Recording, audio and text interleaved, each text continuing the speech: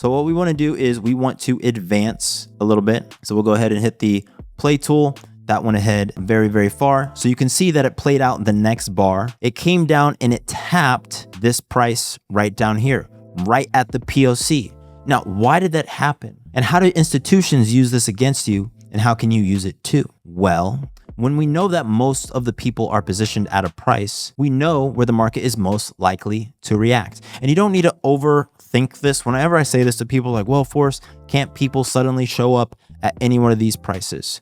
Right? Yes, they could. And that does happen. I'm not saying that that doesn't happen. Okay. What we're really talking about is like fundamental changes in supply and demand, but we can't anticipate sudden random changes in supply and demand. The easiest thing to speculate and trade around is knowing where someone is positioned. If you know that I bought a car for $100,000, I'm trying to sell it for 120, then 110, then the market's getting closer and closer and closer to my entry, I might just undercut it and let it go for 99,000 because I want to get out of that car before the market gets down to 98, 97, 96, 95. You know what I mean? And people do the same thing with the positions. You're probably thinking, man, I do that all the time. I'm always trying to get ahead of price. And that's how you end up with sell-offs and things like that. So this point of control becomes an amazing entry point.